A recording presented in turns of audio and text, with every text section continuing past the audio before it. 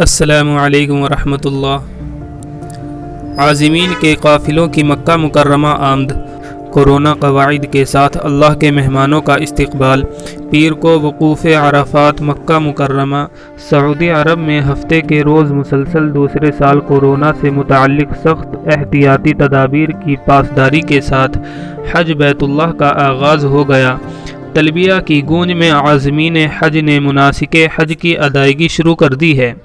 حجاج کرام کے قافلے حرم مکی میں داخل ہو چکے ہیں اور انہوں نے طواف قدوم کا آغاز کر دیا ہے۔ ملک کے مختلف شہروں سے عازمین حج کے اولین قافلے مکہ مکرمہ کے استقبالیہ مرکز پہنچنا شروع ہو گئے ہیں، جبکہ جدہ سے عازمین کی آمد کا سلسلہ اتوار سے شروع ہوگا۔ وزارت حج و عمرہ کے ترجمان انجینئر حشام سعید نے کہا ہے کہ عازمین حج کے قافلے حرم مکی میں طواف قدوم کے لیے روانہ ہو چکے ہیں۔ انہوں نے کہا ہے کہ حرم مکی میں داخلے سے قبل النواریہ، الزائدی، الشارع اور الہدیٰ مراکز میں عازمین کا استقبال کیا گیا۔ وہاں سے وہ طواف قدوم کے لیے مسجد حرام کی طرف روانہ ہو رہے ہیں۔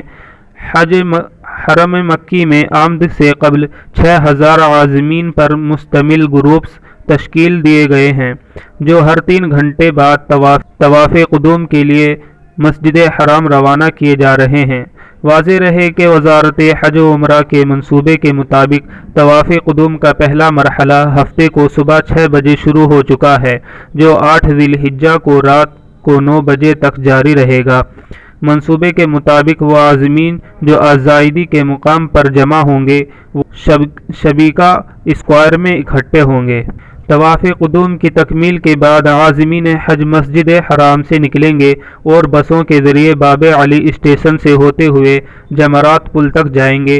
اس موقع پر 200 بسوں کے ذریعے ایک وقت میں 2000 عازمین حج کو ہر 3 گھنٹے کے وقفے کے بعد جمرات پل تک پہنچایا جائے گا۔ وہاں سے عازمین حج مینا پہنچیں گے۔ مینا روانگی کے لیے انہیں الگ الگ رنگوں کے ٹریکس کے ذریعے پہنچایا جائے گا۔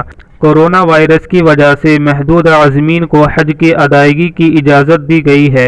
عرب میڈیا کے مطابق پیر کو وقوف عرفات ادا کیا جائے گا اور مسجد نمرہ میں خطبہ حج دیا جائے گا۔ اس سال 60,000 مقامی افراد حج کی سعادت حاصل کریں گے۔ مسجد الحرام سے میدان عرفات اور مزدلفہ کے لیے پیدل روانگی کی اجازت نہیں ہوگی، بلکہ میدان عرفات اور مزدلفہ جانے کے لیے خصوصی بس سروس چلائی جائے گی۔